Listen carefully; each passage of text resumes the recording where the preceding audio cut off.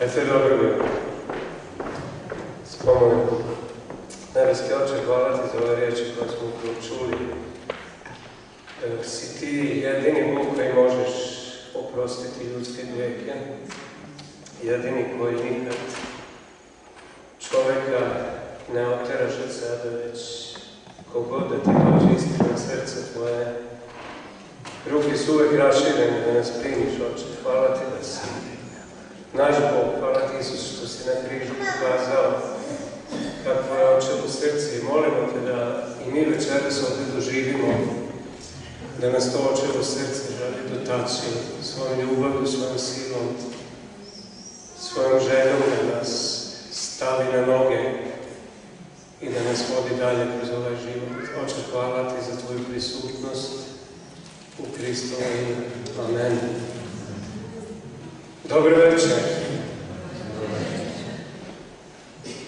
Stvarno mi je drago da vas vidim i da mogu biti ovdje u Murskoj Soboti. Ne sjećam se kad je posljednji puta bio, mislim da sam 96. godine prislovljenju prošao posljednji. Da znate kako vam ovdje stoji samo kratka biografija. Ja sam rođen u Novom Sadu. Razumete me svi, tako? Bogu hvala. Ja sam rođen u Novom Sadu 1982. izgleda matoriju. 52. neko već nakon, jeste 52. Oženjen sam Finkinjom ili Finkom, kako je to da kažete, mislim? Jako je fina. Finka. Imamo 3 dece, Sara, Samuel i Sakarja. I oni svi tvrde, otac sam Srbin, majka Finkinja, oni tvrde da su oni Šveđani. Pošto živimo u Švedskoj i nekad ne znaju što su, ali znaju da su naša deca uglavnom. Ja sam od 83. do 86. živio u Zagrebu, radio tamo u crkvi, u Pentekostnoj crkvi, a od 75. godine živim u Švedskoj i trenutno radim djelomično, ne cijelo vreme u crkvi i ostatak vremena. Putujem i nekad nešto napišem. Tako da, ako volite čitati i ako nakon ove propovedi mislite da vredi čitati neku knjigu koju sam napisao, ima 4 knjige ovde. I jednu ćete sigurno uzeti. Ako budete razočarani na ovu propoved danas, onda ima jedna knjiga tamo koja se zove Postoji život posle razočarenja. Tako da eto, ja sam se nekako obezbedio, znate, kad budu razočarani u propoved, onda im povedu knjigu. Ja bih želeo da podelim sa vama večeras nešto što mi u zadnjih par meseci puno u mislima i puno u srcu. Ova pesma koju je Željko pevao ovdje pre što se nadao što me potaklo stvari da uzmem za večeras ovu probu. 38 godina ima od kad sam se ja obratio i tokom svih ovih godina čovjek sam shvata da kad ne bi bilo ove činjenice da Bog oprašta, da bi nam bilo teško. I to ne samo da nam oprosti prvi puta kad dođemo njemu nikad da poverimo, već nam cijelo život oprašta. Ono što ja vidim u današnjim crkvama, svuda, bilo koja da se zemlji radi, bilo kojoj crkvi da se radi, to je da postoji jedna ogromna grupa kršćana koji veruju da im je Bog oprostio, ali se osjećaju diskvalificirani. Čudno zvučete. Kako može da mi bude oprošteno, a ipak sam diskvalificiran? I mnogi kršćani danas žive život koji nije ni 10% onoga što bi Bog mogao da učini kroz njih, da se ne bore sa ovim stvarima. Vi znate, ako igrate nogomet ili bilo koji sporta, ako jedan nogometaš napravi poštenu pogrešku i nekoga pošteno ga udari, da ga diskvalificiraju na 2-3 utakmice nekoga i na više. Jedan ogroman broj kršćana postoji u našim crkvama koji ne sumnjaju da Bog oprašta, ali su toliko stvari, bar oni misle u životu, napravili kako ne treba, da osjećaju, ok, meni je oprošteno, ali u prvom timu, A timu, Božjem nikad više neće igrati. Oprošten, ali diskvalificiran. I ja bih želeo podelim sa vama tu o tome. Ja mislim da kad čovjek čita Bibliju da vidi da Bog nikada nijednu osobu nije zauvek diskvalificirao. Nikada. Iskreno vam moram reći da ako ovo ne bi bila istina i ako ja u nju ne bi verovao, ja sam prvi koji nikad ovdje ne bi mogao stajati. Prvi. I ovo ne govorim iz nekog, ne znam, da vas impresioniram nekom poniznošću ili nešto zato što znam kakav je moj život do sada bio. I ono što je možda još, neću reći gore, ali interesantno je, još isto interesantno, to je da ja ni od danas ne znam da li ću ostatak mog života proživjeti bez da padnem, bez da pogrešim i bez da se borim sa istom ovom mišljenju. Svrha sa našim životima je sa svakim od nas je da Bog ispuni ono što je sa svakim od nas zamislio. Jer tako? Pre nego smo se rodili, Bog je znao točno za čega smo ti i ja bili. Ja sam trebao već u maminom stomaku da umrem. Tako mi je bio dosadan život u stomaku da sam hteo da se obesim. Sa onom vrpcom kupčanom, znate. I onda su me spasili. I mamu su morali carski reći da učine, znate, da me izvuku pre nego sam uspeo da odem, pre nego sam uspeo da dođem. I ja nikada u svom životu nisam mogao pretpostaviti šta je Bog sa mnom naumio. Nikada. Moja mama bila jednostavna žena, verovala u Boga, ljubila je Gospoda. I nekoj 23. godini sam mislio da nikada od mog života neće biti ono što sam želeo. Imao sam san u meni. Znao sam točno što sam teo biti. I taj san mi nije niko mi nije rekao njemu ti si za to, već se nešto jednostavno rodilo u meni. Danas znam da je taj san bio Božja volja sa mojim životom. I da Bog nije bio ustrajan, da Bog nije bio taj koji je opraštao i da Bog nije taj koji ne diskvalificira, to se nikada ne bi moglo ispuniti, nikada možda neće doći do kraja Bog nije tako. Ok, u Ivanu 17. poglavlju 4. stih Isus kaže, kad moli ovu molitvu, kaže, Oče, ja sam proslavio tebe time što sam učinio ono što si ti sa mnom naumio. Ovo je moj slobodni citat. Ispunio sam volju tvoju, Oče, i onim što te je uradio da je učinio ono što mu je Bog, što mu je Otac dao. U 2. Timotejevoj 4.7 pismo kaže da, apostol Pavao kaže da je on dobro utrčao, da je svoju borbu završio, da je ispunio ono što je Bog sa njim hteo. U Djelima apostolskim 13.36 piše, pisan Djela apostolskih Luka piše da je David služio svojoj generaciji i da je na taj način ispunio Božju volju sa svojim životom. Znači, vidite, nas je ovdje večeras jedan broj.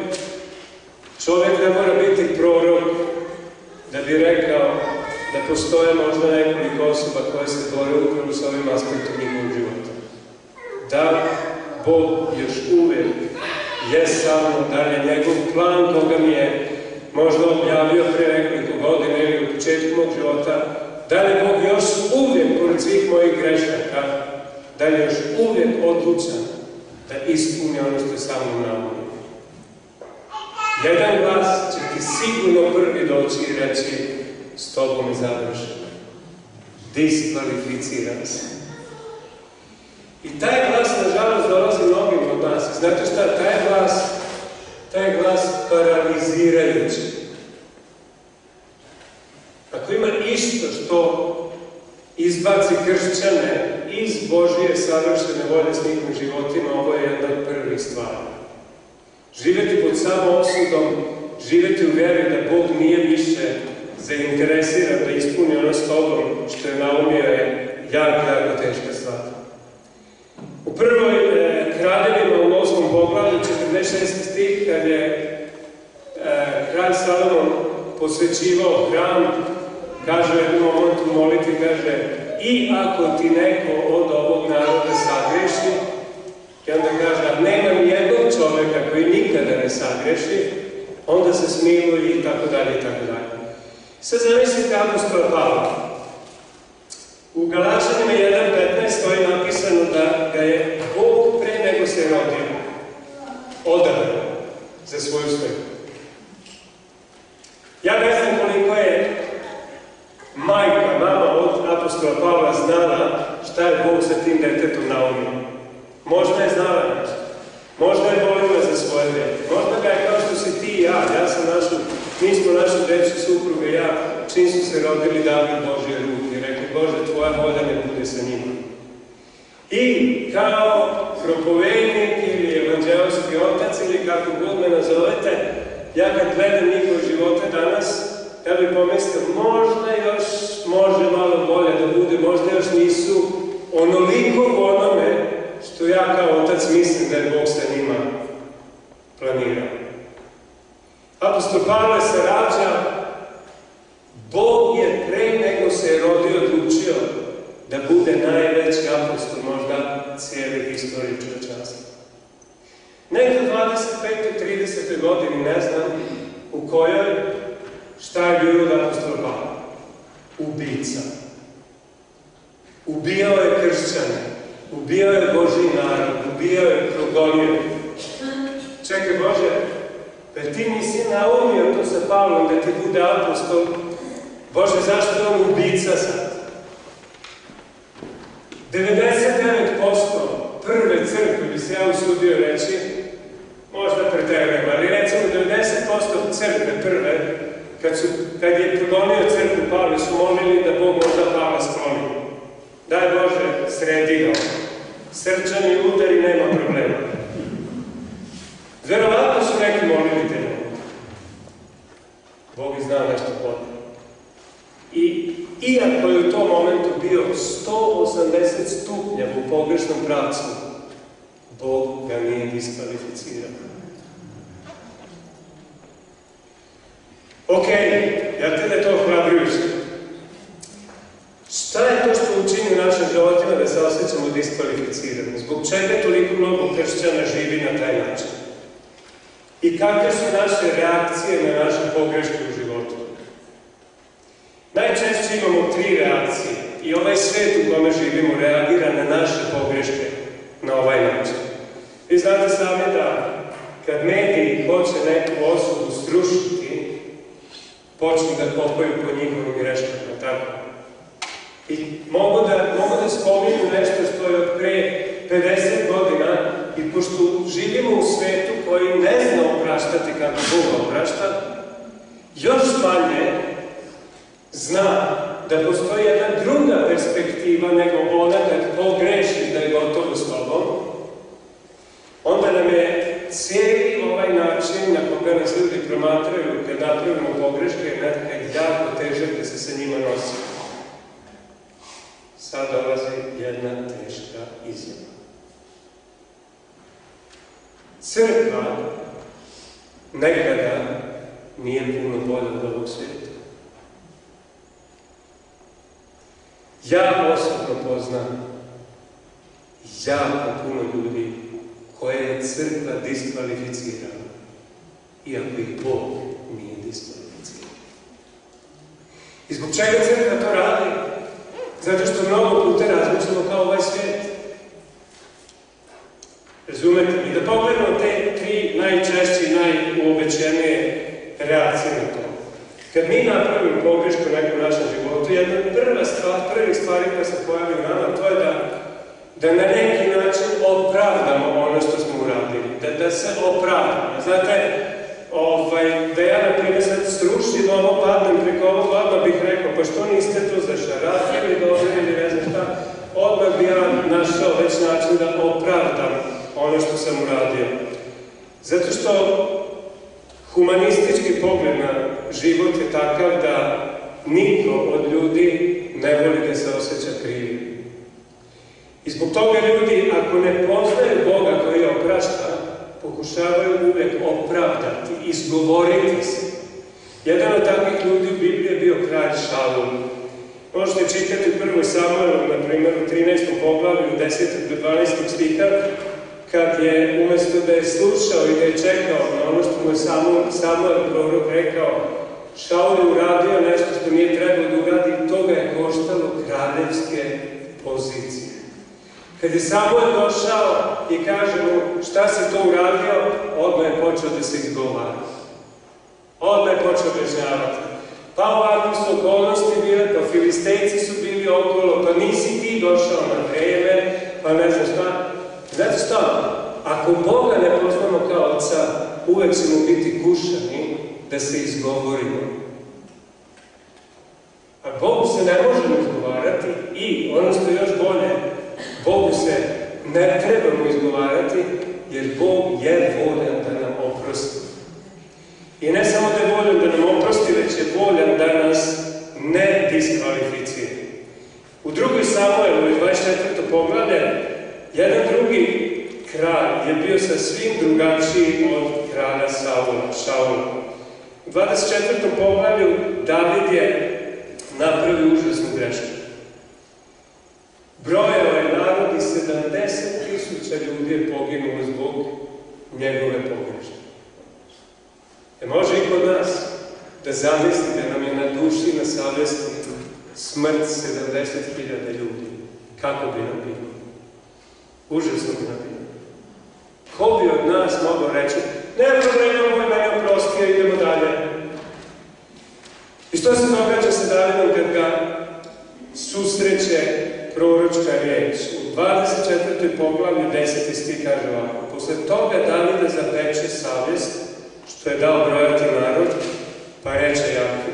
I sad čitao priznanje. Veoma sam sagrešio što sam to učinio, ali Jahve oprosti tu krivicu sluzi svom, jer sam vrlo ludo radio. Ako mi neko da čašu vode, ako mogu zamoliti, onda ću mu objasniti malo bolje što ovaj stih znači. Ok, čujte mi sad. Svaki puta kad napravimo pogrešku, ako smo pod utjecajem Duha Svetoga, nikad se nećemo izgovarati, nego ćemo raditi obratno. Zato što Duh Sveti, hvala ti, zato što Duh Sveti jednostavno,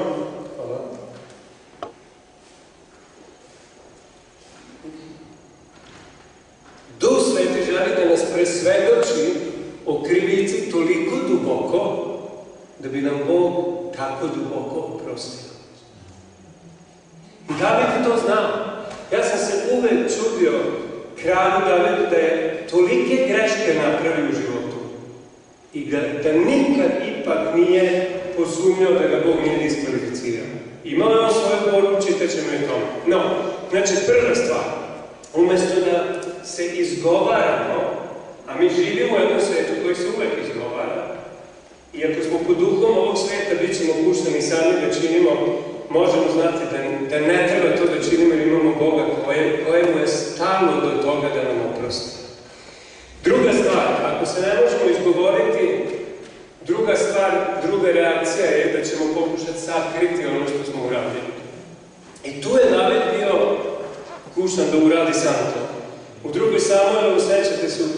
poglavlju, 12. stih, kad mu dolazi prorok Natan i kaže mu da je onu priču kad je David uzeo Bašebu i ubio Uriju i sve, i on je pokušao sakriti svoj greh.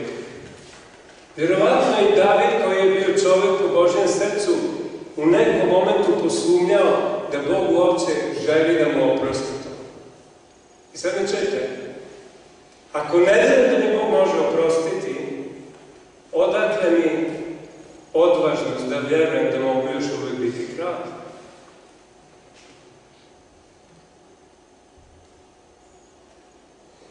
Ako živimo po sistemu ovoga svijeta, plašit ćemo se da naša pogreška bude poznata zato što nas je strah da ne izgubimo poziciju. I zbog toga nas Božja reč poziva da budemo ljudi koji živimo u svetu. Ljudi koji živimo u svetu. Pismo kaže prvo Ivanovo tamo, ako priznamo svoje grehe, vjeran on je pravedan da nam oprosti i da nas očisti od svake pogreške, od svake nepravednosti. Znate, ta riječ za grehe se ne odnosi pre svega na pogrešno učinjena dela, ta riječ se odnosi pre svega na naše stavove. Željka ja smo, kad smo putovali ovamo, razgovarali o nekim stvarima i razgovarali smo o gresima koji se sastoje od naših stavova u našim srcima. Ja mogu raditi stvar koja zvuči ispravno, ali mogu raditi s pogrešnim stavom. Biblija kaže da Bog želi da nas očisti od takvih stavova, ok? I ako ne verujemo da je Bog taj voljan, da nam oprosti, ako se plašimo da ćemo biti diskvalificirani, da ćemo pokušati da sakrijemo stvar. David je pokušao da sakrije njegov greh. 32. psalam u 4. i 5. stihu kaže David, pokušao sam i dok sam pokušavao sakrivati ovo, moje kosti su patile zbog toga. Ja se sjećam da je jedne od najgorih noći u mom životu. Kad sam zgrešio protiv Boga i kad me greh toliko mučio, da noć nisam mogao prespavati i prvu stvar koju sam ujutru radio, to je da sam našao jednog brata i prijatelja da mu priznam šta sam uradio.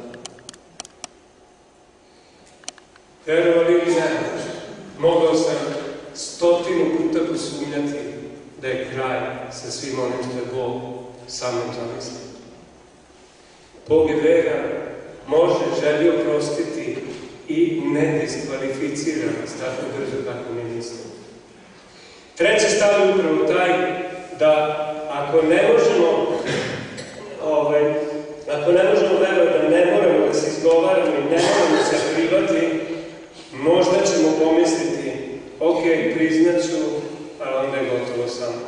Onda sam diskvalificiran za uvijek. 44. psalam, 16. stih, kaže ovako David, 44:16. Kaže David, svakda mi je sramota moja pred očima i stid mi lice pokriva.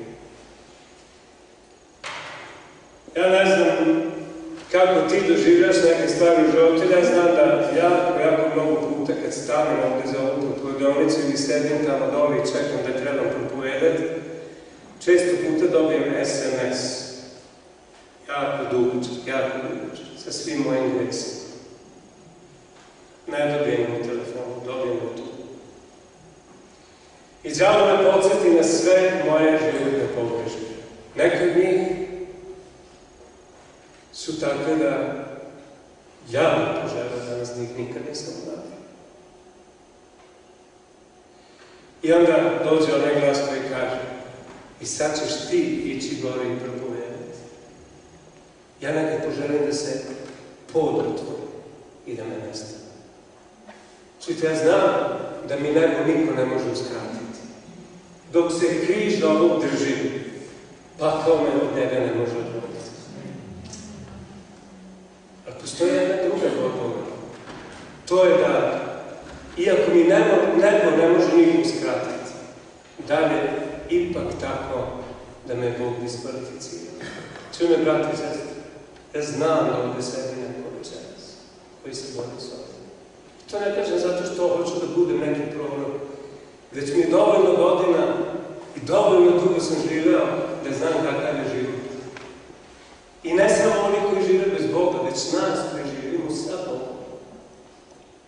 I ono što je strašno u tome, to je da đavo na taj način želi da nas paralizira. Da te ostatak života učini neupotrebljivim za Boga. Ja sećam jednog od mojih dobrih prijatelja koji je bio kršćanin dugo godina, oženjen čovek, divnu obitelj, fantastičan posao, sve, imao što mu treba. I onda upao jedan period kada je bio neveran svojoj ženi, i to ne jedno, već mnogo puta. Nikad u životu nisam razgovarao sa čovekom koji mi je toliko iskreno ispričao sve što kroz čega prolazi. I onda sam se setio onog stiha u Judinoj poslanici, kada kaže, takve vuciti iz vatre ih vuciti. Ja sam mislio, vidi kakva je đavolska strategija. Prvo nas prevari u greh, i onda normalno, đavo nas neće nikad tešiti. Normalno. I onda nam kaže, čuj, možda ti je oprošten, ti nikad više od Boga nećeš biti potreban. I u tom momentu, kad sam to slušao sve što je govorio, ja sam pomislio ovako, dobro Bože, šta sad raditi sa ostatkom života? Sediti u crkvi, nikad ništa ne reći, nikad ništa ne uraditi zato što sam nedostojan, ili je mogu nešto drugo Bože uraditi. Ja obično kažem ovako, znate li, ove mirovine, penzije, ja ne znam kako ovdje u Sloveniji, u Švedskoj, ako ste švedski građani Švedske, vi dobijete narodnu penziju. Za tu penziju ne trebate ili mirovinu ništa učiniti, dobijate jednostavno zato što ste Šveđani. Iako niste radili ni jedan dan u životu. I onda ima ona druga penzija, ona mirovina, druga koju zaradite. Ja obično kažem ovako, ja najvjerojatnije neću dobiti ništa od one mirovine koju zaradim. Ali mi, naravno, onu penziju ili mirovinu ne može niko uzeti, zato što sam građanin neba, kroz njegovu žrtvu na križu. Ok, onda sam pomislio, dobro, ako je i toliko pogrešio, i ako vjeruje da mu je Bog oprostio, pa zar ne treba da kaže nešto drugo o Božjoj milosti? Đavo kaže, nemoj, ti si previše pogrešio. I baš zato što si previše pogrešio, Bog hoće da kaže, ja sam te onda toliko oprostio da trebaš o tome govoriti. Oprosti, ali diskvalificiran. Da li ne mislite ponekad je on diskvalificiran? Sad idemo na malo zbiljniju dimenziju ove stvari. Kako je s nama ljudima i zbog čega mi se borimo sa ovakvom stvarima? U 2. Samuelu, u 14. poglavlju, ako se setite Davida i njegove situacije, jedan od njegovih sinova je silovao svoju polusestru, Apšalomovu sestru. Sećate se tamo. Apšalom je hteo da se osveti svom bratu, Amnonu, i pokušao napraviti neku feštu tamo i zvao je svog oca Davida da dođe na tu proslavu i njegov otac David nije hteo da dođe tamo. Apšalom je bio srednje dete. Obično kažu psiholozi i sociolozi da srednje dete nekad najviše nastrada. Prvorođen je uvek ono za očeve. To je dete moje snage i moja mladost. Najmlađi je ono uvek najslađi. A ona je u sredini, za njega ni vremena ni ništa. I David je upravo taj problem imao sa Apšalom. Nije došao na proslavu koju je Apšalom napravio na feštu i Apšalom ubija svog brata. Jedan mali parantez, kako se kaže, zadra. Znate, gde očeva nema, tamo braća ubijaju jedni druge.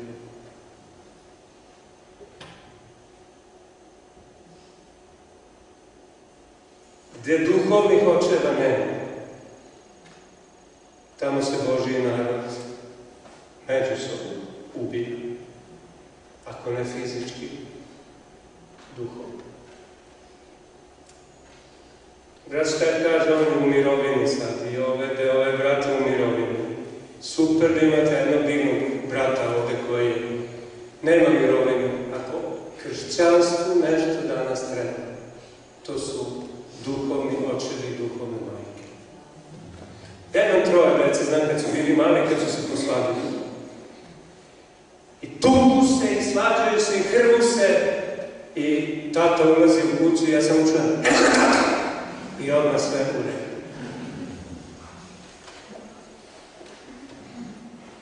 Gde su duhovni očevi i majke danas? Čujte, nada za budućnost, Andrej, nemoj mi zameriti, što ću sad reći ovo. Nada za budućnost nije mladost, već seda brada i seda kosa.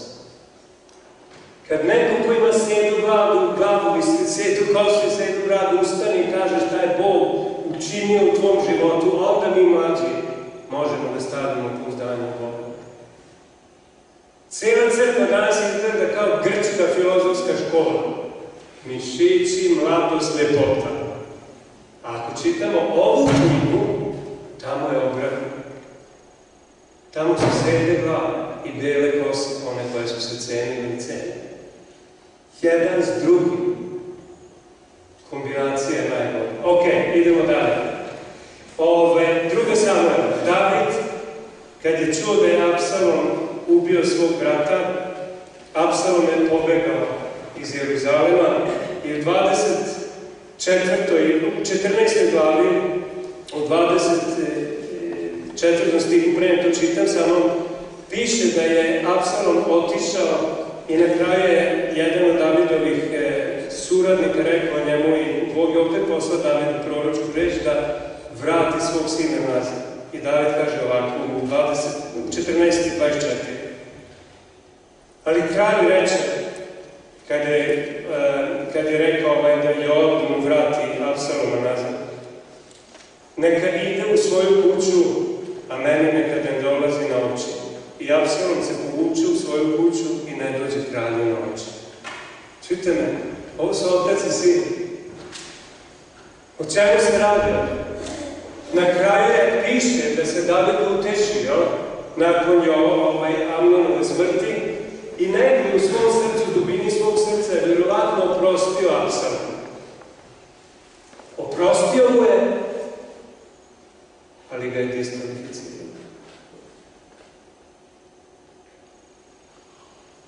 I kaže mu, ok, ono što si uradio, opraštam ti, ali nemoj pred oči dolaziti. Zamislite sad ovo. Ti i ja dolazimo pred Oca Nebeskog. Kažemo, Bože, evo nas, da priznamo ono što smo učinili. I Bog, Otac Nebeski, kaže, oprošteno ti je, ali da mi više nisi došao pred oči. Kakav je to?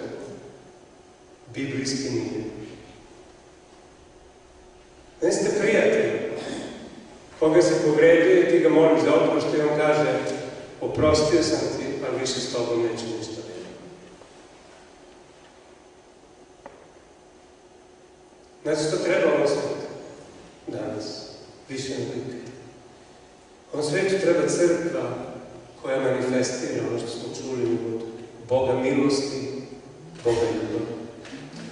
A Bog milosti ne može da ne oprosti. I Bog milosti ne može da diskvalificira. Bog milosti je toliko milosti da je bio spreman najbezbožnijim kralju svog naroda. Znate koji je bio to? Žena mu bila Izabela i on se zvao Ahab. Ako je iko provocirao Boga, ako je iko radio sve obratno od onoga što je Bog želeo, on je to činio. I u jednom momentu se nešto u Ahabovom srcu događa i Gospod kaže, ili te vidiš da se Ahab kaje, i zato što se kaje, neću ga diskvalificirati. I onda mislim, ako Bog ne diskvalificira takve, onda sigurno neće one koji imaju iskreno srce. Idemo dalje sa Apšalom ovdje. Kaže da je Apšalom nakon ovoga Davidu rekao, oprošteno ti, ali neću da te vidim. U 28. stihu Apšalom provede 2 godine u Jeruzalemu, a da nije došao kralj noć. Bože moj. U Murskoj soboti, Jeruzalem nije bio mnogo veće od Murske sobote, možda onda malo je bio veće. U Murskoj soboti, zamislite, otac sinu oprašta, sinu živi na 2 ulice dalje, otac kaže, sinu, oprostio sam te, ali neću da te vidim više. 2 hrišćana žive ulica pored ulice, oprostio sam te, ali neću da te vidim više. Nemoguće. Bog je Bog koji ne diskvalificira. I idemo dalje, ovdje kaže ovako, posle 2 godine u Jeruzalemu Abšalom hoće da dođe svom tati, svom ocu i na kraju kaže Joabu, idi kralju, javi mu ove reči što ti govorim, zašto sam došao da on neće da me vidi. I kaže u 33. stihu ovako, zatim kralj pozva Abšaloma, dođe on pred kralja, pokloni mu se i pade ničice pred kralja i kralj poljubi Abšaloma. Ako gledate malo u originalni tekst ovdje, taj poljubac nije bio nikakav topli poljubac, nego bio jedan ljudin poljubac, mater, jedan formalni poljubac. Znamo sami mi, ako susretnemo nekoga koga smo molili da nam oprosti, i on kaže da je oprosti, ali kad se sretnemo sljedeći puta bude nam dosta stopno.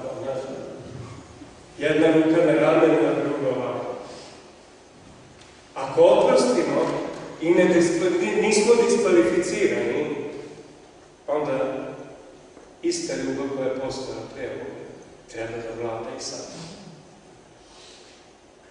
Čitam, ja govorim ovo iz iskustva.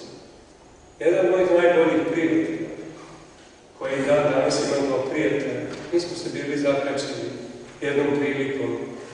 I ja iskren moram biti i reći da, iako sam oprostio, da je ona prva ljubav napustila moje srce dobro. I onda se sećam jedne situacije kad smo nakon nekoliko godina bili skupa i na mene je nebo sišlo. I srce mi je ponovo bilo obnovljeno da sam ga mogao i da ga dan danas mogu ljubiti istom ljubavi koja je u mom srcu postojala za njega pre nego smo došli u konflikt. Bog, koga verujemo, je takav. Ti možeš sedeti ovdje sa bilo kakvom prošlošću. Mogu si jučer uraditi bilo što. Ako u nebeskom Ocu dođeš iskren, ne moraš mu reći, znaš oče, lupio sam ženu zato što mi iznervirala, jer li? Evo, kaže Bog, 30% manje odgovornosti. Rasprodaj. Danas Bog oprašta lakše, 30% lakše nego juče, ne moramo ništa reći, zato što ne želi da me diskvalificira. David se plašio. U 51. psalmu 9. do 15. stiha cijela njegova borba je to izražena. I David kaže, Bože, ne uzmi duha svetoga. Bože, stvori meni novo srce. Bože, vrati mi radost spasenja. Slušaj me, ako si Božje dete, ako se nisi odrekao njega koji je na križu unutar tebe, Bog ti daje pravo da se raduješ nad spasenjem bez obzira šta si prošao. Nije te diskvalificirao. Idem prema kraju. Setite se onog izgubljenog sina. Lukino evanđelje 15. poglavlje. Kakve li borbe? Da pročitam samo par stihova. Lukino evanđelje 15 i da vidimo s čim se ovaj mladić bori. Cijelu priču znate, jel te? Sve je potrošio svo nasljedstvo i u jednom momentu kaže idem nazad svom ocu. Kod njega ima slugu, oni imaju hrane, a ja ovdje gladujem. I onda kaže on ovako. U 17. stihu, tada dođe k sebi i reći koliko najemnika ima, ja ovdje umiram od glade, ustaću, poći ću ocu svome, pa ću mu reći, sad čujte, oče sad greši Bogu i tebi, nisam više dostojan da se zovem tvojim sinom. Primi me kao jednog od svojih najamnika. Problem. Ustaću, otiću svome ocu i reći ću mu, oče, sagrešio sam. I tu nije bilo problema zato što je verovao da će mu otac oprostiti. A s čim se borio? Borio se sa sumnjom da ga otac neće diskvalificirati. I zato sam kaže, oče, reći ću ocu, nisam više dostojan da se zovem tvojim sinom, bit ću najamnik. Brati i sestri, Ako smo Hristovi, ne možemo živjeti kao najavnici.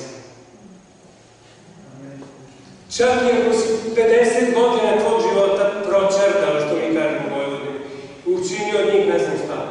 Ti možda sediš ovdje večeras, možda su ti zadnje 2 godine života sa Hristom, sa Bogom, nikakve godine. Možda zadnjih 10 godina. I u sebi govoriš kao ovaj sin. Znam da mi je Otac oprostio, ali nisam više dostojan da budem prvoklasni sin, već sam samo najavljen. Bog hoće da ti kaže, ja se usuđujem reći zbog ovog ovdje, zbog ove knjige. Još uvijek si sin, još uvijek si kćer. I jedino način razmišljanja o ovome svetu i religiozni način razmišljanja može da se spreči, da ne dođeš nazad i da ti Bog povrati sve ono što je od uvek za tebe imao. Jer Bog nikada ne odbacuje zauvek, stoji napisano u drugoj, mislim da je 2. Samuela 14:14 piše da Bog nikada ne odbacuje zauvek. I zadnji tekst. Sjetite se, samo 2 teksta, ja ću samo citirati, jedan pročitati. Sjetite se onog brata u 2. Korinčanima koji je imao užasne seksualne odnose sa svojom, ne znam, mačekom ili šta mu je bila i isključili su ga bili, stavili ga pod disciplinu i sve. I na kraju se čovjek pokaje. Crkva ne vidi, Bog vidi da se pokaja, crkva ga još drži diskvalificiran. I Pavle mora da im piše i kaže, crkvu slušajte, Bog mu je oprostio, odakle nama pravo da mu ne oprostimo. Odakle nama pravo da ga diskvalificiramo. Koliko pastora, koliko vođa, koliko propovednika, koliko obdarnih ljudi, samo na prostorima ove naše bivše Jugoslavije nije diskvalificirano bezdušno, tvrdim, neopraštajućim crkvenim sistemima. I znate što je najgore? Oni koji diskvalificiraju druge, najvjerovatnije sami kriju svoje grehe. Jer oni koji su najtvrđi, nešto kriju. Onaj kome je oprošteno, ne može biti tvrd u srcu. Amen. Onaj ko zna što znači biti oprošten i ne diskvalificiran, taj ne može reći nekom drugom, čuj, Bog je s tobom završio. Nikada. I na kraju Pavle kaže, onako kako ste ga izopćili iz crkve, tako ga vratite, zagrlite ga i piše ona reč parakleo tamo što je za Duha Svetog, pogurajte ga napred i recite mu, brate, ono što je bilo, bilo je, sad idemo napred. I onda kaže Pavle u zadnjem stihu 11. stihu 2. Korinčanima 2:11 kaže Pavle, jer znamo đavolove naume i planove. Šta je đavolov naum i plan? To je da ga paralizira za ostatak života i da kaže, šteta, promašao si, Bog te diskvalificira. Zadnji tekst. I nakon toga će biti amen. Postane, 1. Mojsijeva ili postane. 50. poglavlje. Josif se otkrio svoje braći, oprostio im, isplakao se sa njima, primio ih srcem i oberučke, Jakov, otac, umire. Interesantno, znate, kad očevi umiru, dolazi do kriznih momenta. Jakov je umro i sad braća Josipova dolaze, njemu i kaže ovako u 15. stihu. Kad su Josipova braća vidjela da im je otac umro, rekoše, što ako je Josip na nas ljut i pokušao uzvratiti nam za sve zlo koje smo mi njemu nanijeli. Stoga poruče Josipu ovako. Pred svoju smrt tvoj otac naredio. Ovako recite Josipu. Oprosti braći svojih greh, što su onako okrutno prema tebi postupili. Oprosti dakle uvredu slugama Boga, svoga Oca. Je to ikada Jakov rekao? Nije. Šta su radili? Lagali. Zbog čega? Iz straha. Čujte, Josip je njima već pre ovoga davno oprostio. Josip im je već pokazao da ne razmišlja nikom grehu više. Čak je rekao, čujte, ono što ste vi vi uradili, to je sve po Božjim planom. Čega se boje braća? Boje se da će ih Josip nakon očeve smrti diskvalificirati. I čujte šta stoji napisano. Kaže, na te riječi Josip prizne u plač. Ovo je bratsko srce. Ovo je pravo kršćansko srce. Ovo je srce čoveka koji zna kakav je Bog. I onda im kaže, Josip sledeće, ovako im kaže. Tada sama njegova braća dođu k njemu, 18. stih, bace se pred njega te mu reknu, evo nas tebi da budemo tvoji robovi. Diskvalificirana braća, robovi. Josip im odvrati na to, ne bojte se i sačujte ove reči. Ta zar sam ja namjesto Boga?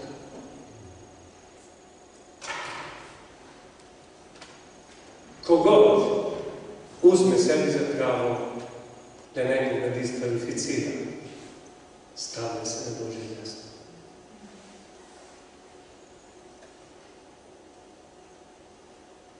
Bog nikada ne diskvalificira. Bog će do zadnjeg daha koga ima biti spreman i da oprosti i da potvrdi da nismo samo robovi, da nismo najemnici, nego da smo deca u njegovim očima. I ako imaš 5 minuta života, on će reći daj još tih 5 minuta pa ću tu potrebiti još jedno 5 minuta. Sam nedavno bio u bolnici, jedna žena koja je bila lezbijka. Obratila se pre par meseci, dobila rak, ja sam je posetio i ona kaže, Stojane, šta da radim sa ostatkom života? Većnici su rekli 1 tjedan ili 1 mjesec. Neki od nas bi rekli, znaš šta, desi se sad setio, što se nisi prije setio? Se rekli samo jedna stvar, jedno ti smijem reći. Ako već odlaziš sa ovog sveta, nemoj otići neizmirena s nekim.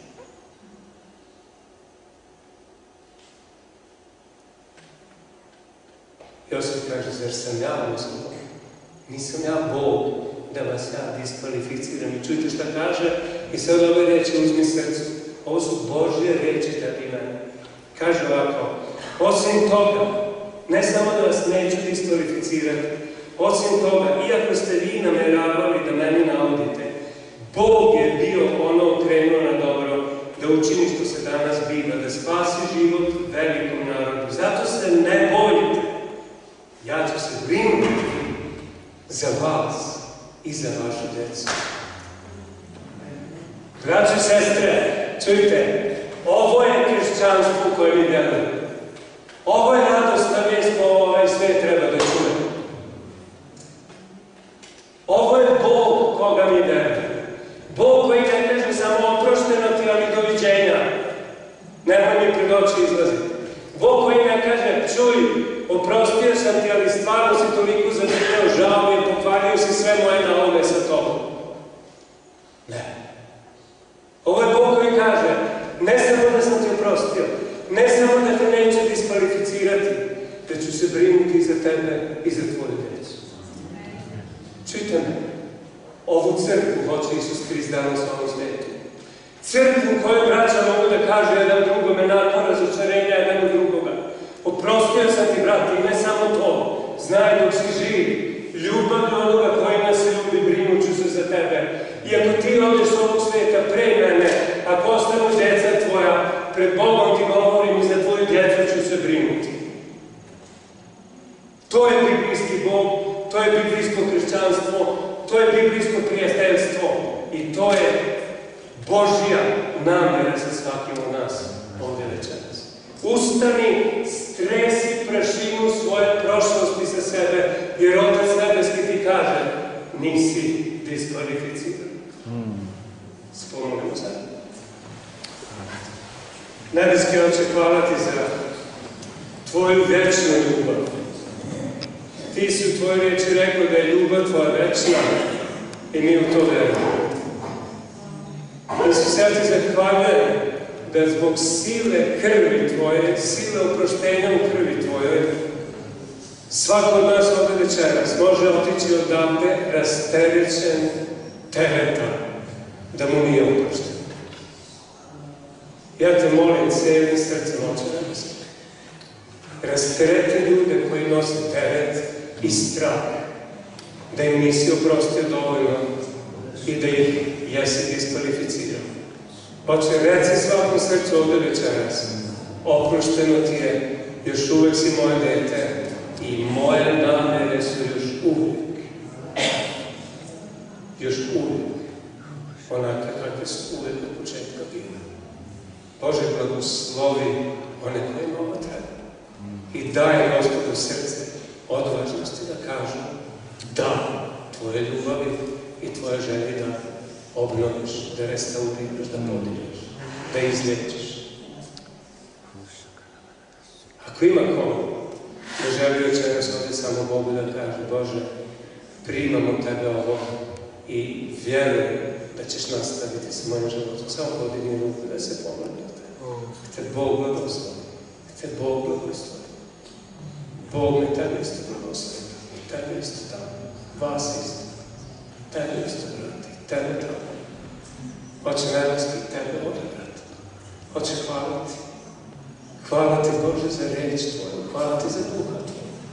Hvala ti za silu Tvoje ljubavi. Hvala ti za silu Tvoje vjernosti. Hvala ti, Oče, da si se proslavio večeras kroz Tvoju reč. Zahvaljujemo ti, Oče, u Kristovu ime. Amen.